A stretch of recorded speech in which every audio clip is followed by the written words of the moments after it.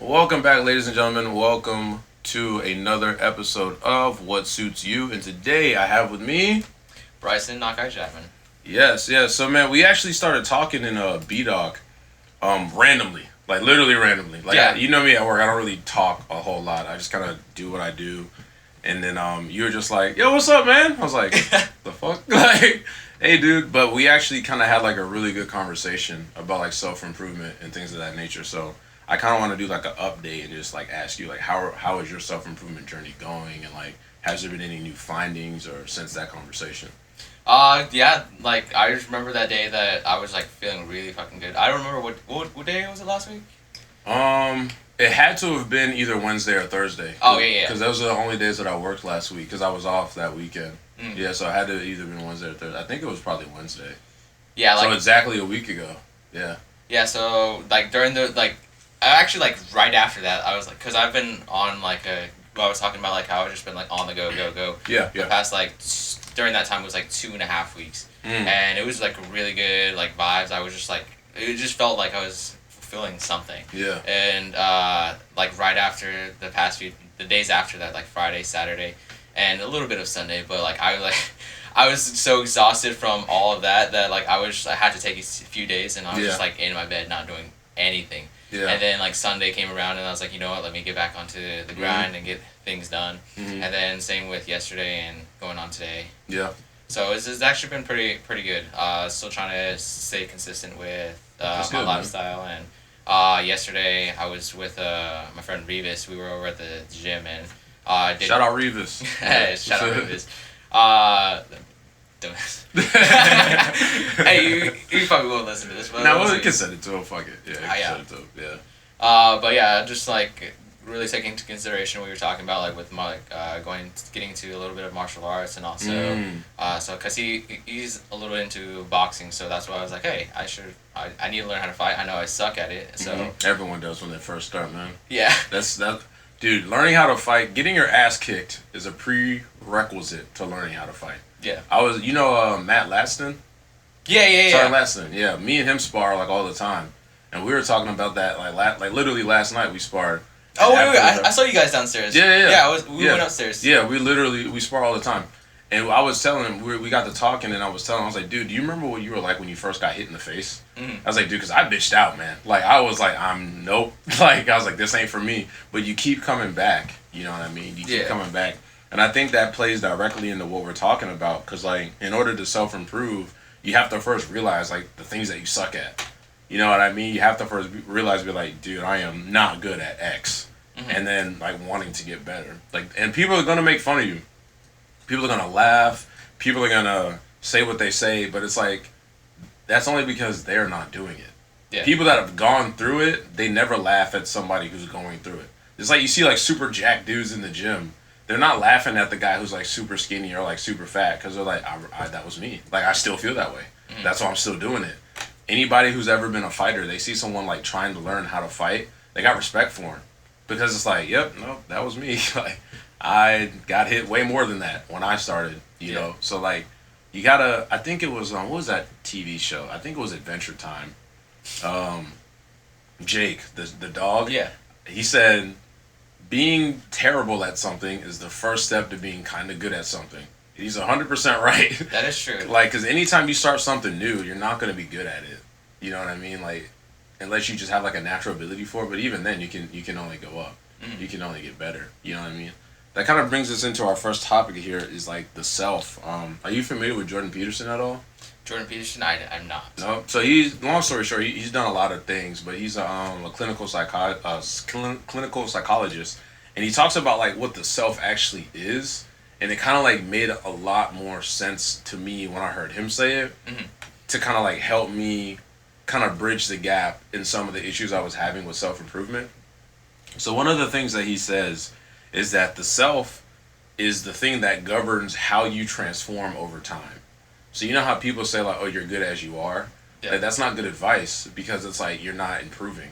You know what I mean? Like, I'm not the same person I was when I was 16. And you shouldn't be either. If you're 36 and you're the exact same person that you were at 16, the thing is that you're not, because you're now 36. Yeah. So if you have the same mentality as a 16-year-old that's okay when you're 16 because you're young and you can be stupid and the world gives you a pass, kind of. But now you're pushing 40 with the same mentality. It's like, bro, that's an issue. Like, you're a menace to society now. And you're kind of like looked down on it. And I think that's rightfully so. So he kind of says that, like, who you are as a person isn't really just one person. It's a community of people stretched out over time. Yep. So, like, who you are when you're 80 can be massively affected with the things that you do now. And, like, when I heard him kind of, and I'm paraphrasing, obviously, but when I heard him say that, I was like, dude, that makes so much sense. So I think that's probably one of the reasons why you feel so fulfilled when you do your self-improvement. Like I told you when we had our conversation, it's because there's something inside of you that knows this already. Mm-hmm. There's something inside of all of us, I think, that already kind of knows, like, I could be better. Or I'm doing certain things that are stopping me from my greatest potential. Therefore, if I stop doing those things, I would get better. You know what I mean? Yeah. What's kind of like your take on that as far as like understanding what the self is in relation to self-improvement? Like, does that kind of make sense to you? Yeah, it does. I've been, like I've said before, like I've been trying to like get to a more comfortable with myself, but still trying to like improve and change for the betterment. Like I've had my friend TC back home. She's very spiritual, and we come from like similar backgrounds, and she would always talk about like how just like very, I would say, like for the ones like self-improvement, you got to go through all this stuff, and I do understand like yourself is not just you trying to improve, but it's also like the experiences that you have with other people. Like you kind of like I was talking about this a few days ago with, who was it?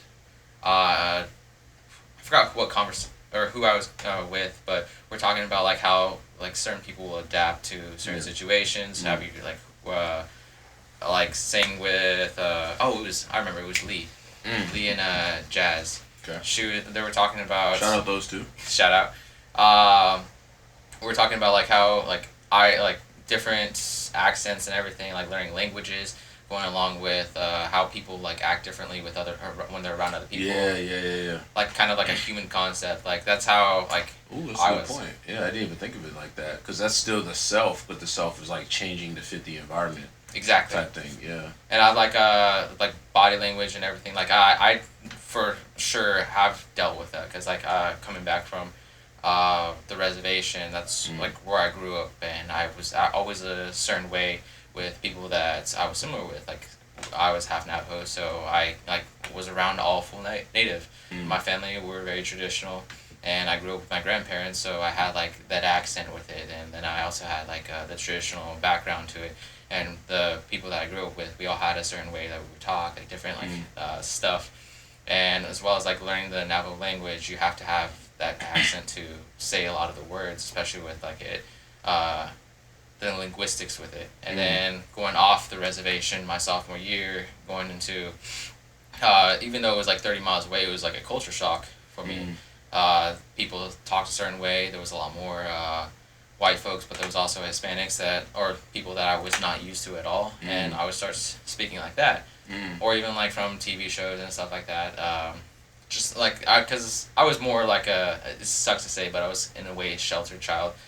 But it was nice to experience something like that. It was definitely like fucking hard, because like I was kind of like it took a whole year for me to like adapt kind of, and then sort of just roll with that. And then coming into the military, you like there's a lot of people. Another culture shock. Yeah, for exactly. Sure. Like people like Southern accents. Well, I mean, also worked in customer service, so of course having the customer service voice, that's actually a thing. Yeah, that is true. Yeah, for sure. You know what I find interesting though is like kind of what you said, like, and it's a good point that you brought up. Like as the environment changes, the self kind of transforms itself to fit into the environment. And I think that can fit directly into self-improvement though as well. That's why like I'm so grateful for Kunsan, because there's not really a whole lot to do here. Like once you go to the city, like you have to go, you have to spend some money to get somewhere else to have fun, quote unquote, right? Yeah. But if you're like in Osan, you can just walk to the front of the gate, and then there's like 18 bars, 4 arcades, food. Like you can spend money like that, like super easy. But out here, the environment's kind of bare bones. So it's like, well, what else are you gonna do? You can't go out every weekend. You can't. You can't. You can only drink so much. Before I was like, okay, maybe I should start, doing some other, like, what are some things I can get better at? You know what I mean? And I think that's a really good point that you brought up. As the environment changes, the self changes. But another point I want to get to is like you can change your perception of the environment. Yes. And that is the same thing as changing the environment. Because before I started doing body weight workouts, I was always like, oh, I gotta go to the gym. Like it was like I have to go somewhere to get work done. But now it's like all the work that I need to get done is I'm walking around with it all the time. Yeah. Pull-ups, push-ups, sit-ups, handstand push-ups. And these are difficult exercises where I'm like struggling to do them. You know what I mean? But it's like I don't really have to go anywhere. I'm already where the work is. And since I've kind of like made that small adjustment in my perception, now it's like, getting in better shape physically is all the more easier because I'm already kind of like right there. You know what I mean? So like with self-improvement again, I think that either actually physically changing your environment or just changing the way that you Perceive it. Yeah, perceive your environment can definitely kind of like boost you forward. Yeah. You know what I mean? Kind of want to go into our next topic here, which is the importance of like the struggle. And like the military kind of breaks that down as like embracing the suck. You know what I mean? I know you've heard that shit before. Embrace the suck. And you're like, I don't want to. But I think that is actually a very good concept because I think in order to get better, you have to be willing to step outside of your comfort zone. And I think that when you change your perception of your environment, like what happened with you, like in your case, it was actually like you went somewhere. Like you said, it was hard. Because you're like, bro, I don't know these people. Like, you know what I'm saying? They don't talk like how I'm used to hearing. They do things differently. And that's uncomfortable because you're like, well, I don't want to not fit in, but I can't completely just change who I am to be like everyone else. So it's difficult. But when you adapt, it's now something that you have in your arsenal. Yes. You know what I mean? Just like your customer service voice. It's like, it's now something that you have in your arsenal. It's not something that you use every day because that's just not who you are. But if you have like a customer that's like irate, you already know like what kind of tactics and tricks to deploy to like maybe not make them calm down, but at least not make them any more angrier than they already are. You know what I'm saying? But that goes into like the importance of struggle. A struggle doesn't always have to be physical. So I guess like, can you give like an example? Can you dive more into that? Like when you left and you went 30 more miles away, like what were some of the struggles that you had to kind of deal with, and like how did you deal with them? First thing first was definitely like finding who I like clicked with because when I first got there I was so many people. I didn't know anybody there. The people who were there, like my brother and my cousin, they just left the year before, so I was kind of like, hey, maybe some people I will know, but like it was super hard. Then like getting into cross country helped a little, but even then I was still trying to figure out like who I clicked with because like everyone that I knew back home, I grew up with them. I know them from friends of friends. They're related to me in some way, and going off. Really quick, how old were you when you left? I left. Let's see, since it was like 2014. Yeah, that's when my brother graduated. I was about like 15 years old. Okay, so you're like, you're a teenager still, yeah. So I was still trying to figure out myself, and I mean, I still kind of am. Yeah, I don't think it stops. Yeah, I don't think there's ever. I mean, maybe when you're like 80, you know what I mean, when you live like a full life. But I think that if you're not trying to like figure out yourself more after a certain age, it's like, you know what I mean. Like I think that process never stops. You know what I mean? Yeah. But, so you were 15 when you had to move around all these people. So obviously that was weird. Like what? So how did you end up like solving that problem though? Pretty much like getting to know like people that I knew in cross country. Like my friend Paris, she was very open when I first got there, and she's was actually related to me by clan, and she's also Navajo too, so it was easier. She just like started talking to me, and then I kind of like opened up my shell a little and started slowly but surely getting to know a lot of people that I was with. Then like the next year after that, it was like when my sister actually went to school with me. Then like I started getting to know some of her friends, and it just like all added up, and we kind of all just had like our own little group. Then my senior year, it was easier to know a lot more people because now I was familiar with them. Yeah. So about how long did that take from you going to like, just having like one friend or like a couple of friends to like kind of knowing everybody? Did that take all 4 years, or was it something that like just over time just kind of accumulated? It had to be like maybe it was over time, but it took about like maybe 2.5 years to finally get to know. Okay. Because like when I first there, I was like super shy. I didn't like know how to talk to people. I didn't know anybody. I mean, yeah, there was like some people that came out of their way to like talk to me, but I was just sort of like, I don't know how to keep on going with the conversation. Small talk was definitely not something I was used to, and so I'm still pretty crappy with that, but I'm still Yeah.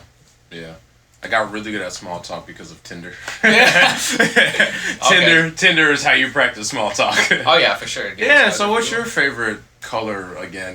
Triangle. What are you doing tonight? You know what I mean? But no, that's definitely true. I think everybody goes through that though. And I think that you had an extra layer of like difficulty, especially coming from like a certain place and being put somewhere else. Because I know like for me in high school, you leave middle school where you're top dog as far as like you're an 8th grader, everyone knows you. Like me in my case, I was playing football, so everyone knew me in one way or another. Yeah. And then you go to high school, like 9th grade, like we had like a 9th grade center and then the high school. So you could be in 9th grade and have classes in the high school. But it was like no one really knew you. You know what I mean? You went from like everybody knowing you and you knowing everybody to like you knowing maybe like 1/3 of the people. And then in 10th grade it got even worse because now that's when you actually go to the high school, and it's like, man, it's just so many people. Yeah. And like by the time you leave 9th grade and go to 10th grade, that group of seniors have left already, so you don't even know them. You just know like some of the seniors that are around. So it's a lot, man. And I remember as well, I wasn't really like introverted, but I would just tell jokes like all the time just to kind of get like a feel of like how people were. You know what I mean? So like if I like said something that I thought was funny and like no one laughed, I'd be like, cool, I'm not saying anything for the rest of the year in this class. Like, go fuck me then. We're like, this is the class that I sleep. Got it. You know what I mean? But like if people were like opened up to it, I'd be like, all right, cool. These people are cool. You know what I mean? But I also think that the more that you introduce kind of like struggling with a purpose as well. Yeah. Because that's super important. Like if you're struggling for a goal, that's what makes it worth it. Because if you're just suffering to suffer, that's just torture, right? Yeah. You know what I mean? Like if you're just like waterboarding yourself every day, like I hope to grow gills. It's like, dude, no, it's not how this works. But if you're doing push-ups, running, trying to get in better shape, talking to people, like I'll just throw out compliments to people randomly, like as they walk by. I'll be like, hey man, that's a cool shirt. You know what I mean? I'm like, yo, I like your shoes, sis, or whatever. Just because I'm not comfortable doing that. You know what I mean? But it does help. Yeah, they'll like catch on to that and be like, hey, that's actually cool. Like I didn't think anyone was actually gonna do that, especially here on the space. Nobody, dude, like everyone's just like if you just people watch, because I like to people watch. If you just watch people and they're by themselves, they're on their phone when they walk past each other. It's like they don't even acknowledge. And then like if you like acknowledge someone, they're like, what the fuck? Yeah. Like did that guy just say hello to me? Ugh, the nerve. Exactly. They're like offended almost. But it's crazy though, like how and why that is. You know what I'm saying? And I think a large part of that is just our relationship, or I guess our addiction to like social media. Like even this, I'm gonna post this on YouTube. You know what I'm saying? That's social media. But it's just crazy how that has gotten replaced with like actual human interactions.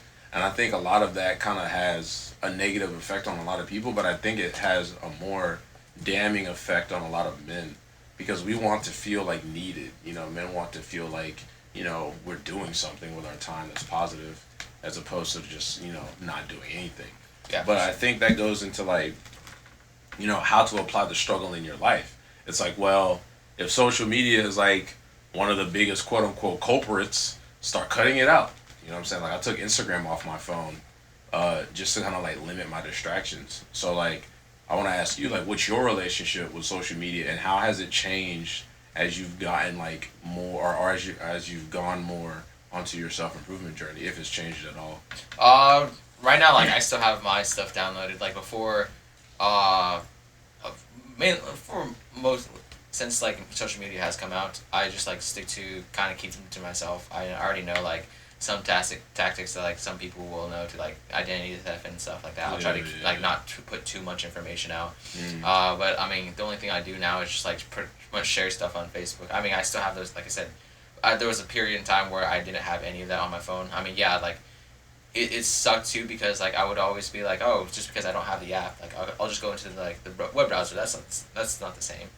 And sure enough, then I re-downloaded it and back into the cycle. I'm like, all right, now I've realized that I was like, it shouldn't take over my life. I should definitely try to like subtract it. Snapchat, I don't post anything on there. I only like go there for like interaction with like some friends, especially like people who I went to tech school with, or like close friends back home.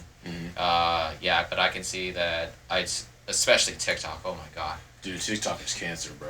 Yeah, like I've just Jesus Christ. I'm getting so freaking bored with it. Like there'll be like few and rare ones where I'll be like, hey, I'm gonna like watch it, but like this past week I just like scroll through it and I'm like, this is everything here is just like boring. I need to find a different outlet to like just do stuff. It is cancerous, man. Like I stay on I was on TikTok. Last time I was on TikTok was April of 2021. Yeah. I got 2 scrolls in and just deleted the app. I was like, dude, what the hell is this? One video was like, you know, why it's okay to beat up your boyfriend. And I was like, nope. What the fuck? Yeah, dude. And like, I was like, what is going on? And then like another video was just like this girl, like she had a fat ass and she was just facing the camera and just jumped up and down and her ass clapped. And she had like 1 million views. Yeah. And I was like, delete. Like, that's not gonna help me get. What is this doing? You know what I mean? It's just zapping attention from people. Yeah, there is so many like I've noticed like just different like little tactics that people will do just for views and just to misconstrue their audience and everything. Like I really hate it when I see like tarot card readers because before like oh dude yeah there's my brain a lot of them is like, oh, they're gonna come back to you, or that you're like going through all this stuff. I'm like, okay, like I'm not gullible, but like, why does it like stick with me when you say stuff like that? And I'll just be like, no, I'm just gonna scroll. And people will like, I'll look in the comments and they'll just be like, oh, claim this. I'm like, dude, that's not like shouldn't how it be. Like you should like definitely like do better for yourself just because you're doing this, or if you know you're getting out of a toxic relationship, don't go back to it. Like everyone is there, and like it kind of just like fucks with the mental about it. And I just like don't appreciate a lot of stuff, especially like when I like it would be weird too because I would like see tarot card readers, then I would see like other creators who are like pretty much actual tarot card readers in a sense. I can't know for sure, but they're always like, but they do have a good message. They're always like, don't believe everything you see on social media. Yeah, they're tarot card readers and they'll say like, oh, this is for you, or you go with this for a reason, but like not all of that is definitely for you. I mean, I can see their spiritual side to be on that sense where we're like, oh yeah, like people are just wanting to like pretty much fuck with your mind. Like not all of it is real. Right. Like what we do is something that should be more like, and in a way the message comes across as a closed practice, which I understand. If you feel that way, then yeah. And it's just like all this stuff, and then like with other like polarizing stuff, like with it sucks to say, but like they're like people's sexuality or like what's going on in the world.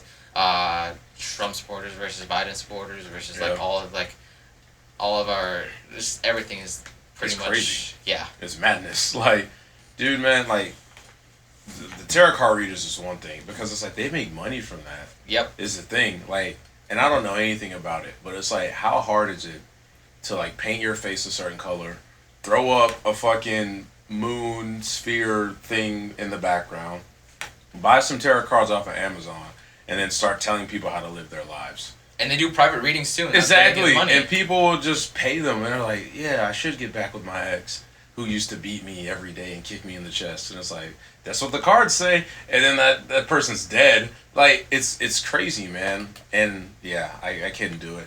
Because like, here's the thing.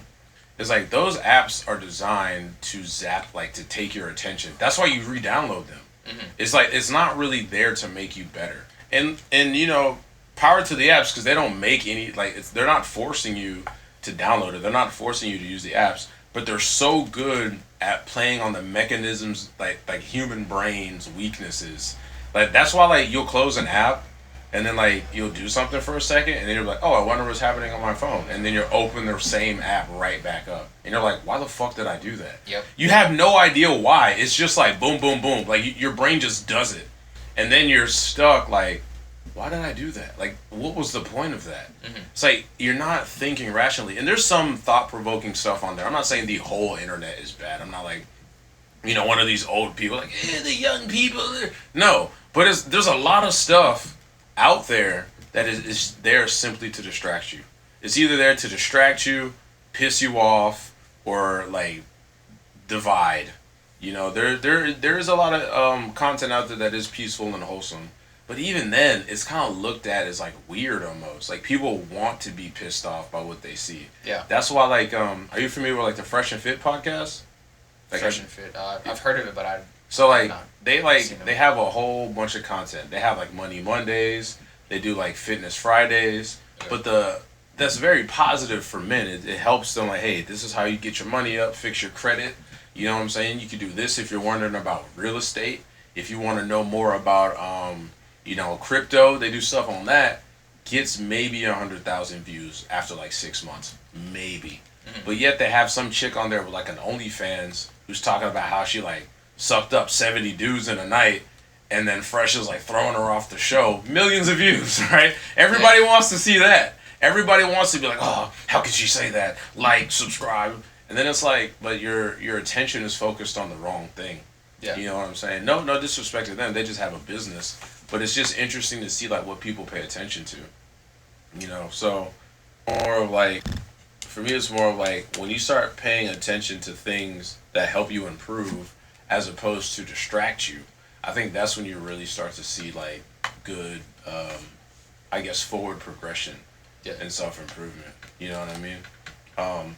So again, like applying this to your life, limit social media use, and then only use social media to like fuel the steps forward that you take. Because there's great people out there, man. Like I read David Goggins' book. Have you read that book? Can't Hurt Me? I've not, but I know. Bro, you gotta read it. Yeah. You got to read it, man. That book is life changing.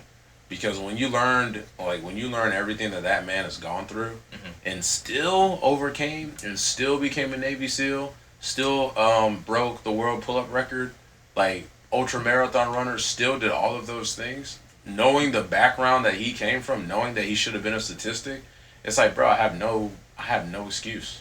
I don't have half of that stuff going on. You know what I'm saying? And then I think that's what ends up happening is like, you start telling yourself like, I gotta do more. And that bothers you.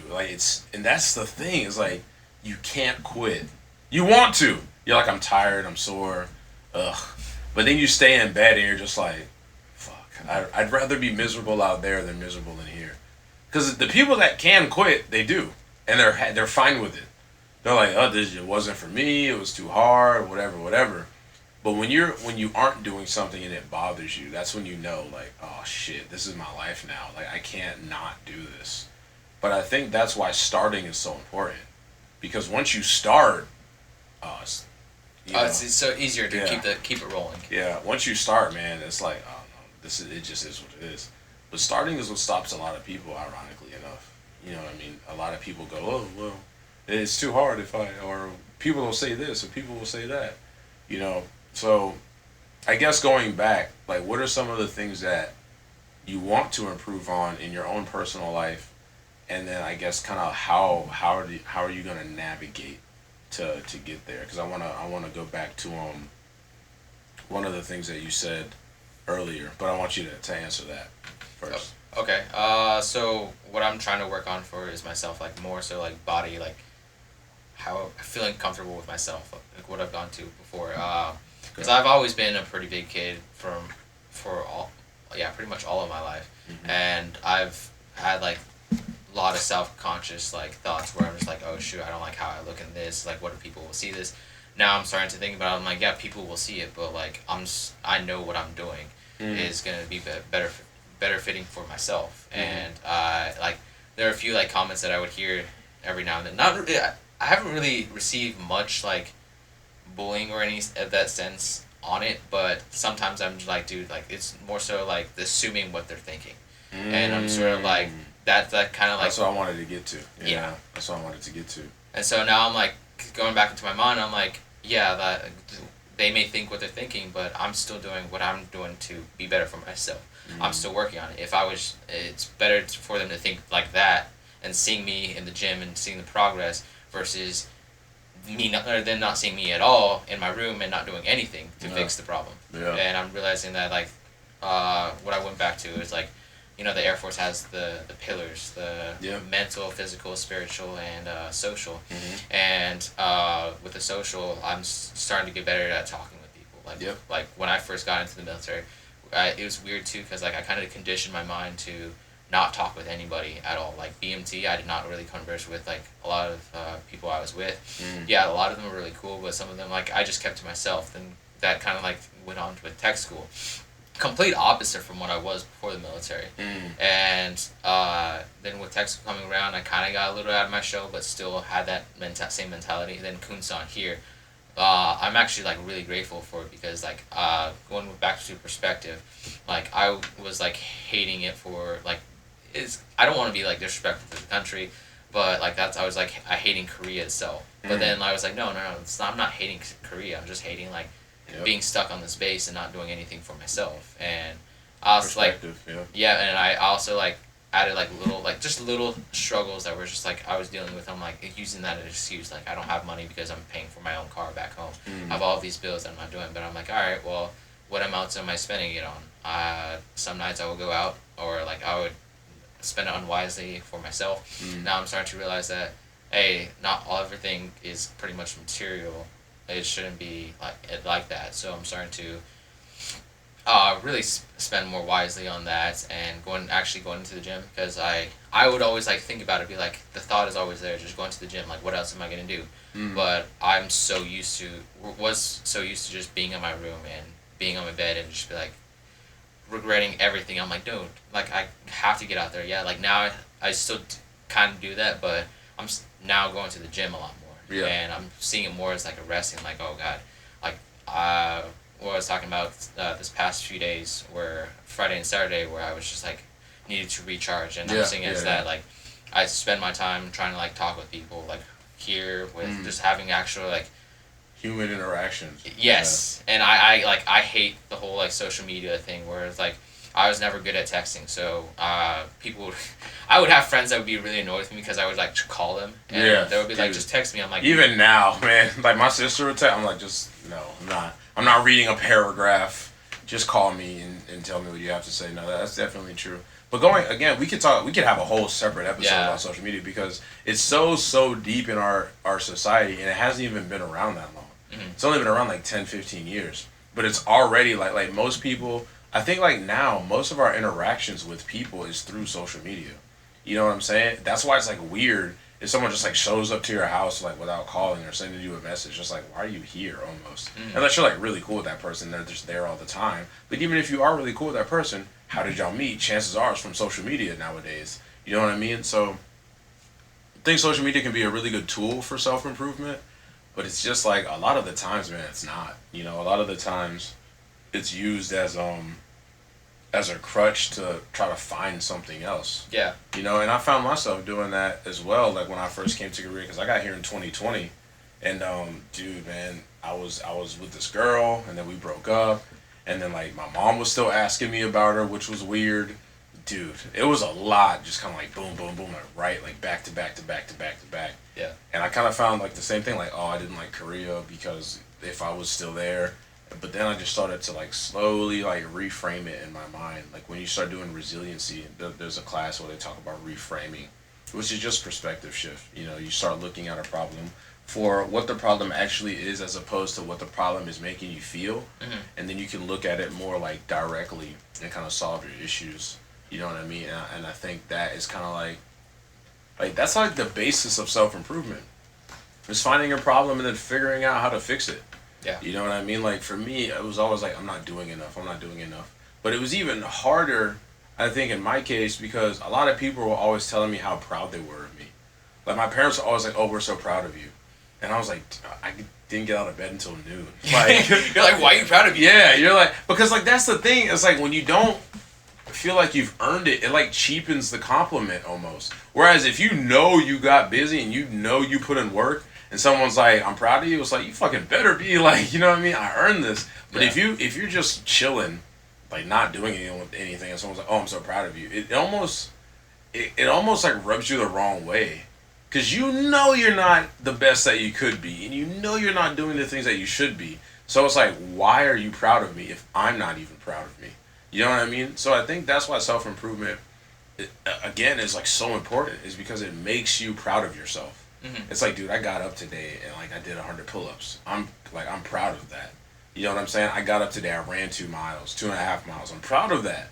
You know, because when I was running, there wasn't nobody running with me. It was cold. I didn't want to do it, and I still did it. Yeah. Like, that's a good feeling to have with you throughout the day. You do that for 5-10 years, there's no telling what you can do. You know what I'm saying? And that's the beauty behind it all. It's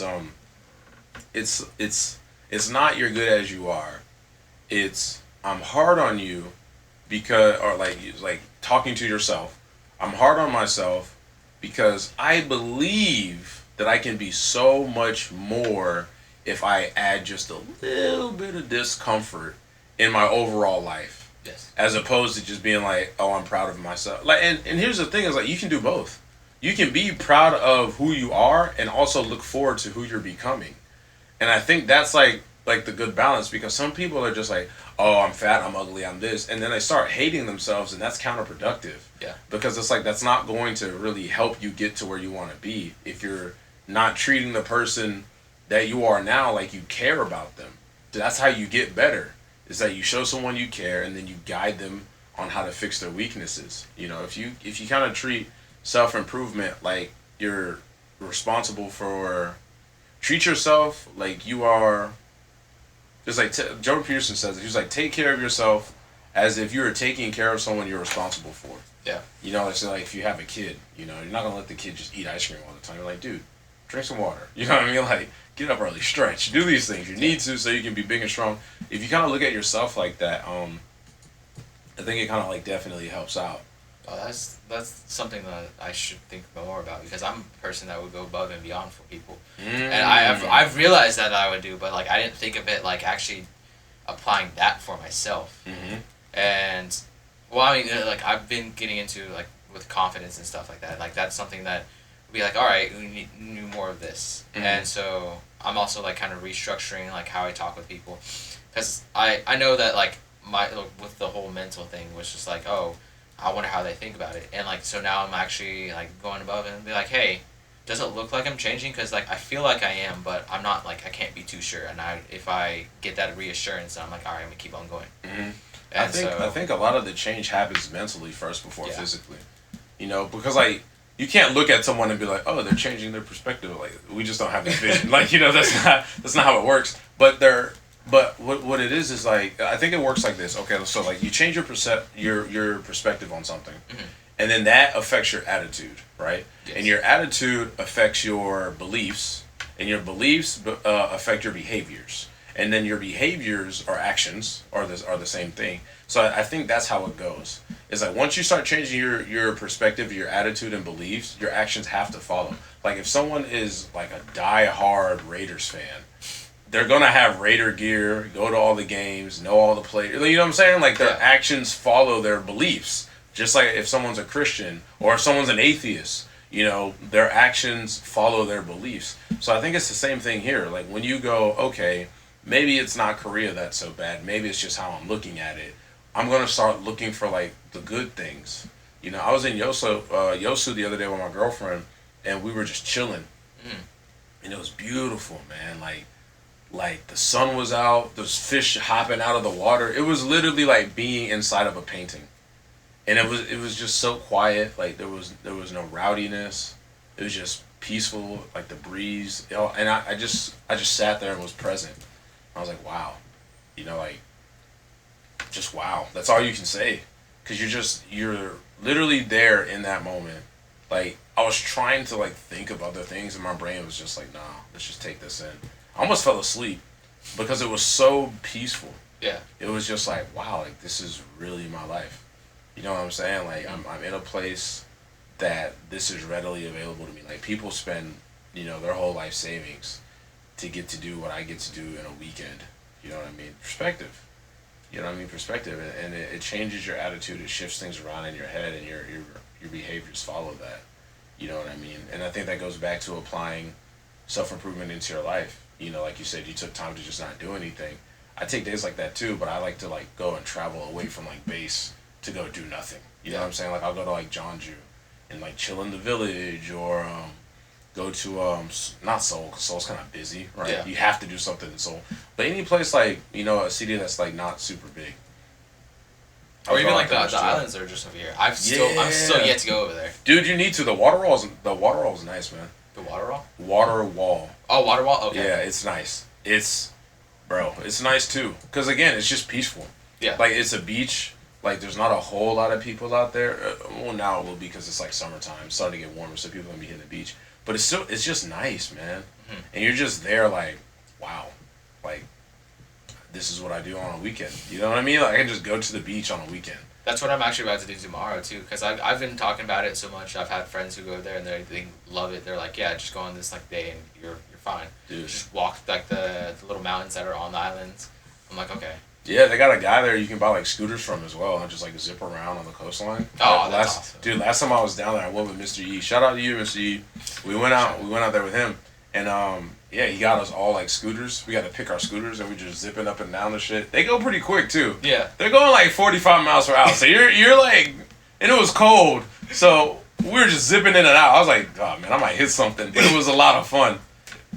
It was a lot of fun, just like take risk and fucking gun it. You know what I mean? It was cool. But it's like moments like that. Like I think those moments still count as self improvement. Mm-hmm. I don't think it's always like waking up every day at 5 and like, oh, I gotta grind. Like yeah, that's a part of it, but also taking care of your mental. Like that's a big issue. Like mental health is a huge thing. And I think a lot of the times it gets looked over when it comes to self improvement. Like I think having a good mental checklist is a good way to kind of go about self-improvement. I know like with me, 2 things that I did was I made a to-do list and then I made a not to-do list.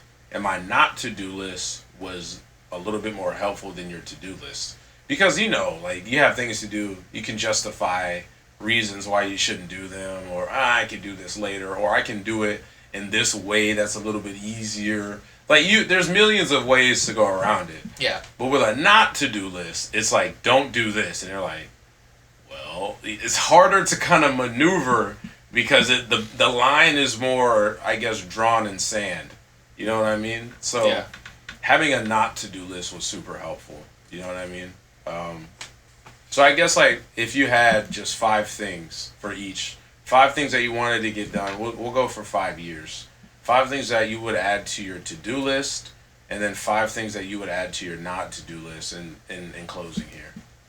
If you can think of some things. I can think of like, let's do the not to-do list, because I know that I need to work on a lot more things where it's just like, no more vaping / smoking, because I've had, just because like that oral fixation, as they say, is like just like you need some, like you don't need something, but right. I've got and you're used to it, and yeah. Because I didn't like vape until I started getting into the military, and like now I'm like, all right, I need to like cut that shit off. Like like I would go like back to it every now and then and be like, hey, let's see how this is. I'll be like good for the first few moments, and I'll be like no. So like I just need to cut that out completely. I need to stop doing that. And then with drinking, blacking out. Man, like that stuff is like not healthy for you at all, and like I realized that I've had a few instances where I just lose shit and it'll just be super annoying to like getting it back or paying for new things. Those would definitely be 2. Okay. 3rd would definitely be. It's not necessarily like I'm gonna stop it completely, but it would be more like talking crap about myself, because that's huge. Yes. That's huge. And I'm starting to learn that. I'd be like, hey, like I would just like feel really crappy. Like that's where I would stay inside and all this stuff. Be like, oh, you haven't done this. You're kind of like a piece of shit in that sense. And like now I'm like, okay, well, I can either do it or not do it. If I don't do it, try to like substitute it for something else. Be like, hey, like if I didn't go to the gym, well, at least I can at least do like home workouts. Yeah. Like you know how I've justified that, because that's a big one, man. Like your brain believes what you tell it. You know what I'm saying? Like it really does. So if you tell yourself like, oh, I'm this, I'm that, negatively, it's gonna believe it. But the same way it believes it negatively, it believes it positively as well. Like I literally, randomly, just one day after watching like certain YouTube videos and stuff, I just started telling myself and everyone like that I talked to, and it started with like women, because I would talk to like a lot of women online and stuff, from like dating apps or like chicks that I've hooked up with, whatever. Which isn't the healthiest way to go about it, but it's how I went about it. Yeah. I would just tell them like that I'm good at everything and I'm the greatest man who ever lived. Yeah. Like completely over the top, but it made me then work harder, because it was like, okay, if I'm the greatest man who ever lived, what's getting up at 5 a.m.? You know what I'm saying? Yeah. It was like, if I'm the greatest man who ever lived, what's 500 push-ups? Okay, what's 25 more of this or 25 more of that? What's drinking enough water? Like I pushed my ego like so high up to where it was like, okay, now I have to justify it, because I can't say that I'm this and I'm not doing enough. So it went from like literally, man, I went from like I didn't like who I was as a person to now I'm the greatest man who ever lived. Watch me show you why. Yeah. You know, and that really helped with my like confidence and just like overall output as well. Because like chicks would call me and I'd be like in the middle of working out, and they would like see that and they were like, wow, you really do this. I'd be like, I told you I'm good at everything. You know what I mean? Like you can play with it, but it's like knowing that and like actually believing it. And that's the thing. Again, your perception changes your beliefs, and your beliefs change your attitude. Once you like, so we all act in what we believe. Yeah. You know what I mean? Once you really believe something, your actions are gonna follow. They have to follow it. If not, you're gonna start questioning your belief system. You know what I mean? So, yeah, that's a good one though. Definitely, self talk is good. So we got no smoking, no drinking, no negative self talk, or not drinking to the point of blacking out. Because okay, I know I'm still gonna be right. So no smoking though. Smoking's out. Yes. Right? No smoking. Drinking within reason, moderation, consciousness. Yes. Right. And no negative self talk. You got two more. I know that I'm bad with spending like on useless shit, because I have stuff that I bought that were like super expensive, and I'm like, I would fucking like use it. I wouldn't like, because I have like say for instance a Kodak camera that I don't use. It just sits in my room, and I'm like, I bring it with me, but I, like I said, don't use it. Really? So I like some little stuff that I know I won't need. Just I'm just getting it to just get it. Really? Yeah, like No. Unhealthy spending. Yeah. But Okay. Spending habits. Yeah. I think budgeting helps with that as well. yeah. You know, because I was listening to this guy. What's his name? Jason Wilder, I think his name is, or his name's like Jay Waller 37 on Instagram. And he talked about like the four buckets every man should fill. Mm-hmm. And he said the fighting bucket, like physical fighting, fitness, finances, and then like fucking, like, you know, women and stuff like that. So when it comes to like the finance bucket, I try to do like a daily budget, because like monthly budgets just weren't working for me. I was like, dude, like I don't know, that's too long. But if I have a daily budget, it makes it like so much easier. Because it's like, okay, I got $600 from the 1st to the 15th. Just divide that by 14. Okay, that means that if I spend $30 every day, I won't have any money. So that means my budget maximum is $30 a day. So what does that mean? If I don't spend money for 3 days, I got $90 extra. I can go out somewhere. I can now do a little bit more. So that's what I've done. And it's helped, because I was trying to do like weekly budgets, and I was like, how the fuck did I overspend so much? Yeah. But with the daily budget, you know, because you're like, damn, I spent $35 today. That means tomorrow, to balance it out, only got, you know, 25. But there's some days where like I'm like, okay, if I walk to and from work, that saves like $10. It's like $9 on cabs. And then like if I already meal prep my food, I only have to buy food once as opposed to 3 times to, you know, supply myself. You can do like little things to start saving money. And then you start saving this money, and then like that, like the 15th comes, and you have like $300 left over. Yeah. And you're like, damn, if I can do this for like the whole year, you know, it's 300. Well, 3 times 12 is what, 36. So I have $3,600 left over if I just do this for the whole year. Now, it's not really rational because you're gonna go out, you're gonna spend money, but it's the concept. You feel like, okay, like I can live below my means and still have money. You know, like whenever I go somewhere off base, I bring friends with me. Yeah. So they split the cab fare as opposed to just going everywhere by myself and having to pay all the way there and all the way back. If I have like two friends with me, sometimes I can finesse and don't have to pay at all. You know what I'm saying? She's like, yeah, I got the next one. And you're just like asleep on the way back. You know what I mean? But you're fine with it either way because you know that your friends are gonna pay. So yeah, that's a good one. So no smoking, drink within moderation, no negative self talk, reasonable spending.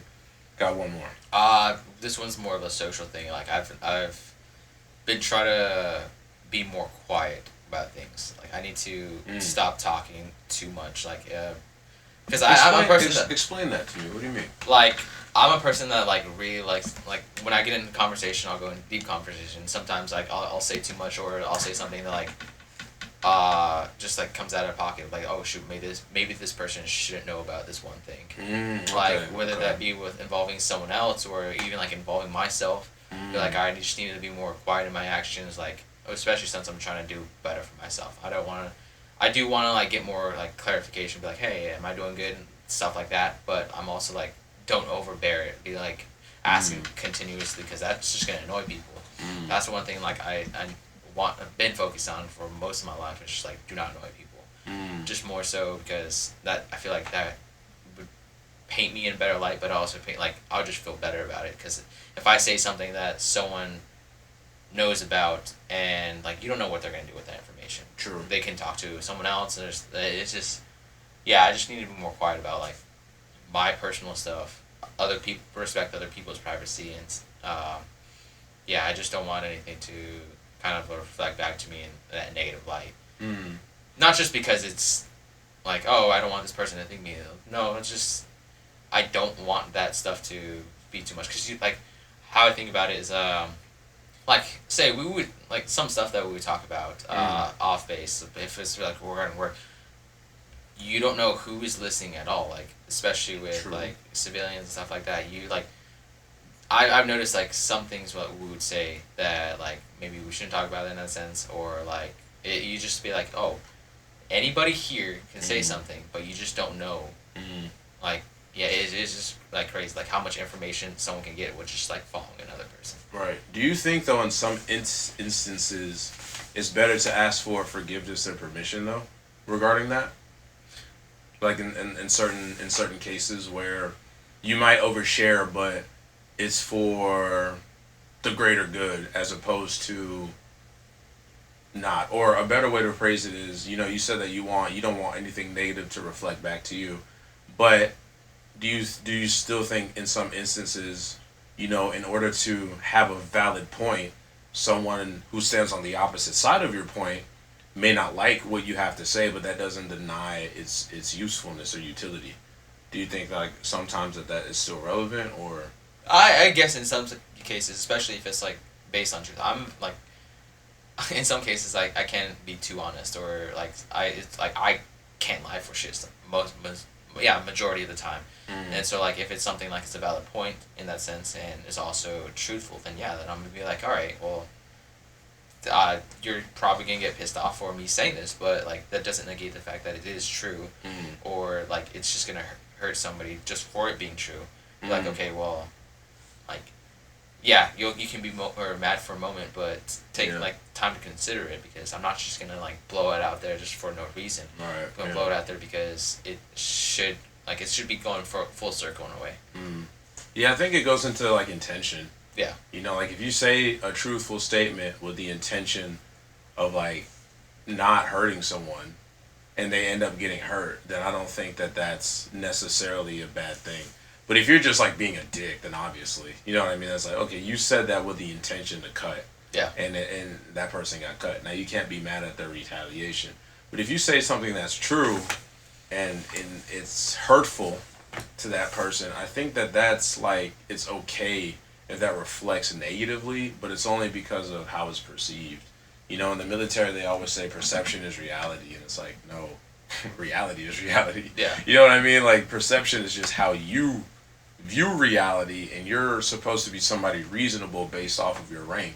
but you're still a person, and people aren't always reasonable because it's not in our capacity to be always reasonable. Yeah. If it was, we wouldn't have to follow the UCMJ. There would be no laws. Everyone would just be reasonable. They'd be like, you should know not to drink and drive. You're reasonable. But like common sense. You know what I'm saying? But it's the fact that humans aren't always reasonable is the reason why we have laws. Mm-hmm. You know what I mean? But that's just kind of some food for thought. I get what you were saying. I just wanted to kind of bring that point up because, you know, there are times where I think it is necessary to go, that's not right, and here's why. Or I don't, like, I'm missing something, and let me explain my thought process. You know, it goes into, like, tact and also, like, intentions. You know, if you're saying with the intent, you know, to piss some people off and they get pissed off, then it's like, all right, you earned that. You know what I mean?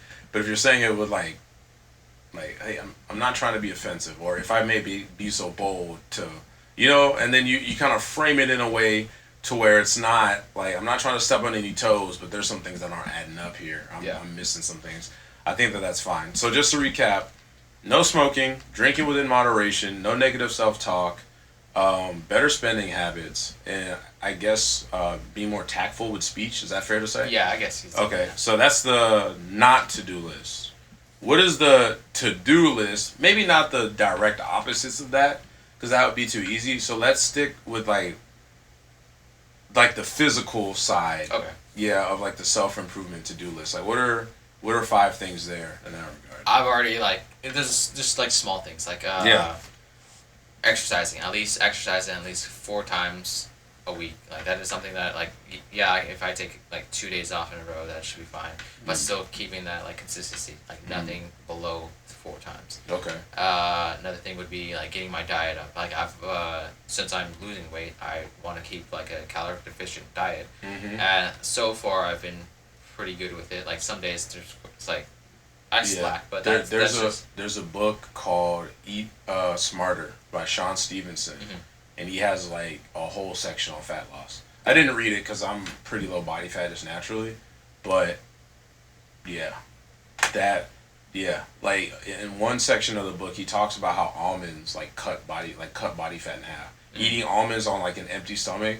So like for like a week, I just ate like almonds and drank like coffee. Yeah. Like first thing in the morning, and I shredded up like in 4 days. I was like hungry all the time because I was burning so much fat. I was like, why am I eating so much? Like I would have like my normal meals and they'd all be gone by like 2 p.m. Yeah. And they're scheduled out to like 6. But I'd be so hungry that I'm eating like 3,000 calories in less than 10 hours because I've lost that much fat and my body's like trying to put it back. Yeah. So like almonds and like black coffee.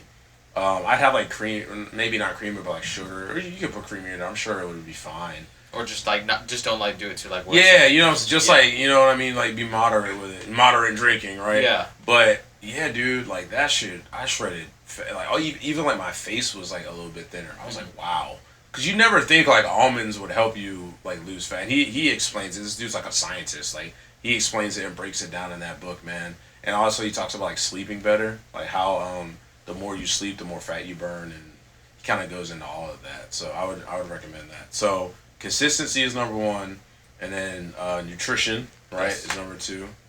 What's number 3? Number 3 is something that I used to love doing, but now like we're talking about reading. I really love, like before it used to be a lot of like fantasy, teen fiction stuff. Now I'm like getting into Shout out Twilight. Yeah. Shout out Twilight. Shout out Twilight. But more self-help books, because I have like 2 books that I have back or upstairs that I still have like yet to read. I mean, I know they have really good points. One of them you probably heard of, which is like Leaders Eat Last. Really, it starts off to a really good back. I haven't heard of that, but I was talking to my girlfriend about that.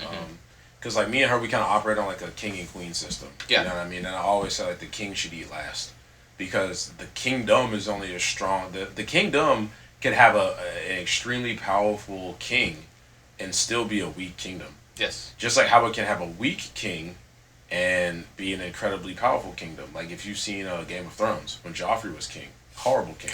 Shit. Horrible king. But I believe so at that time, that kingdom was still like number 2 or 3, just shy of the chick with the dragons or whatever. Yeah. So you can have a bad king and the kingdom make up for that. So you should take care of your people first, and your people will take care of you. Now, obviously, if there's tyrants lurking about and in your midst and in your ranks, then you gotta watch that because you might end up with a knife in your back, and then now this guy is king. It's just like what happened with Lion King.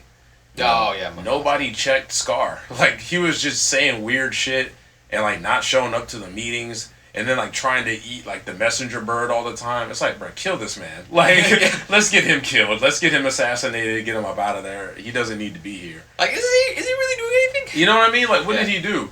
And then as soon as he took over Pride Rock, the land was desolate. Everyone was starving. There was no resources because the king put himself first, and the kingdom struggled. But I think if a king puts the kingdom first, everything prospers. You know what I mean? So I haven't read that book, but I can already kind of see, based off of the little information you gave me with the title, how that concept could already fit into what we're talking about here. Yeah, it goes into, like, at the beginning of the introduction, it's, like, talking about how this, I believe the author and another person, I think they talk about this scientist who actually goes into, like, the military structure, going into the Marine side of things, and how, like, they're, like, boot camp, they're trained, like, everyone, all the recruits would definitely eat first, and then it goes on to the sergeants and like so on and so forth, because that's like how it's structured. It's like who like will come first is the people that you're going to be serving. That kind of like goes into like what the basis of like sergeants. I believe it means servant in Latin. Yeah. Yes. Sergeant just means servant in Latin. Yeah, and it's to serve. Like it's not necessarily as a person. We see them as like frontline supervisors, NCOs. But they're there for us. Like since I'm a troop, I definitely see some of the sergeants taking that into consideration. Like, yeah, we're here to be for you guys, so that you can better and then take place and keep on going up the line. A lot of people lose sight of that though when they make rank. And again, it goes into how people aren't always reasonable. A lot of people lose sight of that. I think my whole almost 7 years being in, I've only heard one senior NCO kind of like break that down how we just broke that down, to say they would literally be like, I work for you guys, and it was like weird hearing that because we were like, what, but like when he broke it down, he was like, look, because he's the one who told me that. He was like, sergeant just means servant in Latin, and I'm here to train you guys to be my replacement. You know what I'm saying? So if there's something that y'all feel like I need to do, or and obviously you have tact. You're not just gonna be like, hey man, do this for me. Like obviously not. But you're gonna like he kind of made it that much more. He kind of made us more comfortable going to him with like little things. There's a lot of little things that like happen where I was like, well, I'm not gonna ask that and be looking stupid in front of everybody. But it's like with him, it's like, okay, this might be dumb, but how, like, what exactly is that? Like, what does that look like? You can really like ask a good question that will help everybody. And then, like, he'll make you feel, like, a little bit better about it afterwards. Like, he'll pull you to the side and be like, yo, that was a good question. Because I knew nobody knew what that was. Yeah. But I still wanted to see who would ask. And you asked. So, like, kudos to you.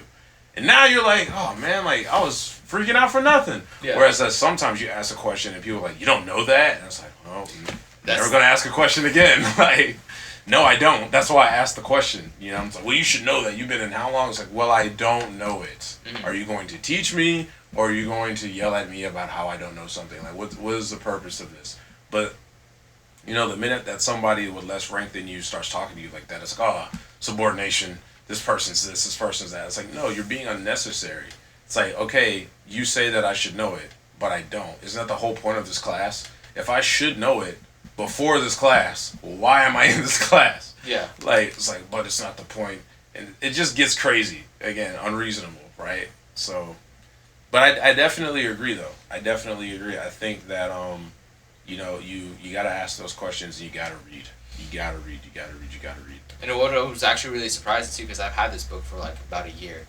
And then when I first got to Kunsong, one of our seniors, he's already left, but he was a very advocate on that. Like, he actually knew the book too. And he, like, sat us down with our element for training and was talking to like, hey, NCOs, you guys are taking care of these airmen. Like, you guys, like, need to take care of them. Like, don't be over, like, oh, ranking this, rank that. Like, no. Like, there's a book. Leaders Eat Last. You guys, I recommend you all read it. Even airmen, to NCOs, to senior NCOs, like all of you guys read it because like it's just something that we'll explain it because technically like he was going into the to serve and everything like that was kind of thing that like just like always was food for thought. And also like the idea of like going back to like when I used to work for Sam's Club, there was a thing that like I really hated about being there was they were always about numbers and everything and just like, oh, you're just here to work for us kind of thing. But like thinking back to it, I guess like my mom was also in grocery and she like Costco, and Costco has a really good ideology where it's like happy associates, happy members, because people who come there and see that your associates are being taken care of, they're nice to everybody, and reflects their actual like communication to everyone, then that goes for miles. Like you can have better profit because people are more likely to go to someone who is more compassionate, and if you have more compassionate coworkers, then it's all around good. Yeah. And not just like a me system, or like, oh, you gotta get, like bump these numbers up kind of thing. Yeah. And I've you can like that's different, like a good atmosphere to be in, and I've definitely felt where I'm like, I'm just taking for granted. Like I try to go above and beyond and stuff. Yeah, and, dude. Yeah, I got drained quick. Yeah, nah, there's definitely been times where I've had that happen, where like I'm trying to go above and beyond and you still get a 3 on your EPR, but a guy who hasn't done half the things that you've done just has a better supervisor at writing, gets a 5, and you're like, all right, I'm done. Like, okay, cool. Like I'll just meet the requirements then, and then they'll come to you and be like, you did so much last year. How come this year's like because like nothing came of it? You know what I mean? I sat back and I watched all these people who did less than me get more than me. Why would I then bust my ass for people who don't care? You know what I'm saying? Like, what's the point of that? You know, and I think that is one of the many things that's an issue nowadays. But I also think, you know, if because we got to look at it the other way as well. These people who are like in higher leadership positions weren't always like in those positions.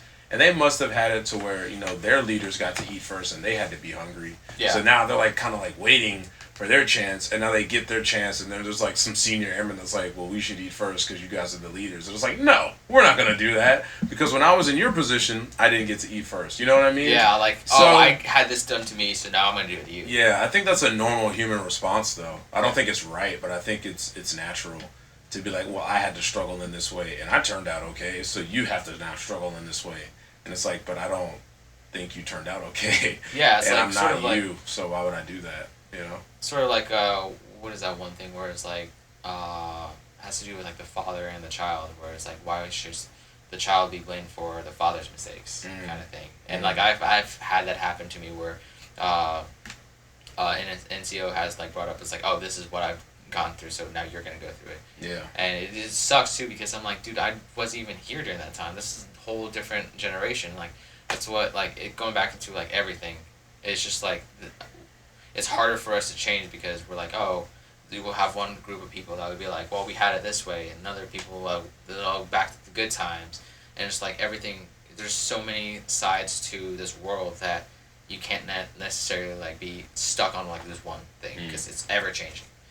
And especially with the Air Force, we're still ever changing in our senses, especially like keeping up with what's going on in the world, all the social, geopolitical stuff that's going on, like especially with like wars and stuff. It's just like it's harder for people to get into that mindset. Like, cause I remember when I first got here, all these like our people, the sergeants for Phase 1 people, they were all like, we just got back.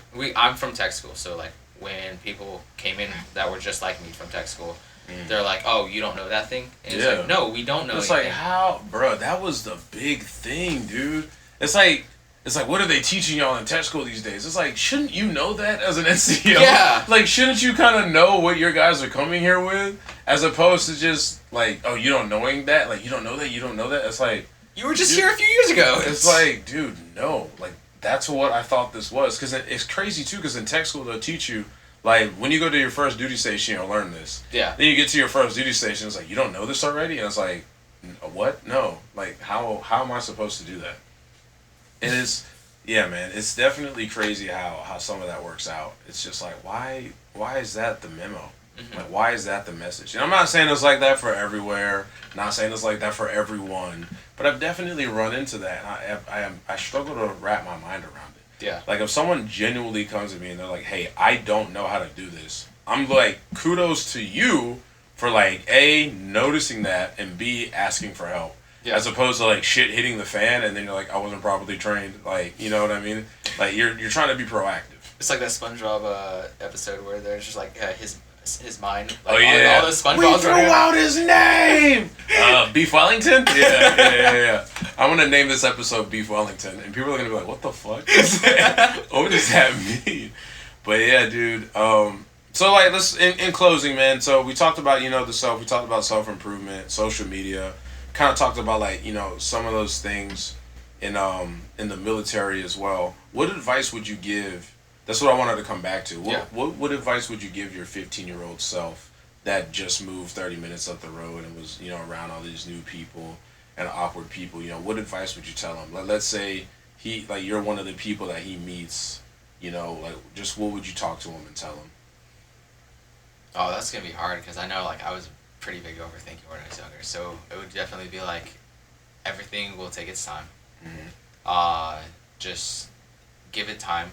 Mm-hmm. Well, I mean, it's sort of like, wait for it, wait for things to happen, but also be the go-getter, do something with it. Mm-hmm. I know, procrastination was something I did heavily as all kids. We gotta have another episode where we talk about procrastination in social media, because that shit is brutal. Mm-hmm. That shit is brutal. But back to this though, you would tell them, things take time, give yourself time, and not everything can be fixed. Just with you, it has to be get this second. It's always two sides to the story, if not more. And definitely just run, man. Because I remember I love running, and I don't always seem like I show it because a lot of people because of how I look, but I actually do really like running, and that was something that was I needed to do when I was younger, and I just felt because that just brought everything spiritually together too. And that's a big thing in our culture. And just be who you are, even though you don't know who you are. Because I think I would say that would definitely be the first, if not the only thing. Be you, even though you don't know who you are. I like that. Yeah, be who you are, even if you aren't 100% sure who that person is yet. I like that. Just keep putting one foot in front of the other. Stay focused, and I think that things will just kind of unfold how they're supposed to unfold. So I can agree with that. Well, ladies and gentlemen, that is our episode for today. Please like, comment, subscribe if you enjoyed this podcast. Any last words? Anyone you want to shout out, etc.? Shout out Jazz and Lee for having that conversation with me, especially when we were with Auntie.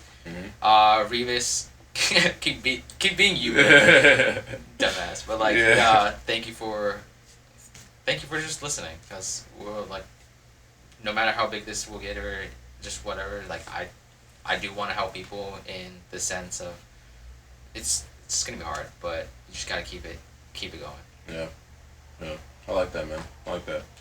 Ladies and gentlemen, we will catch you guys in the next one. Peace.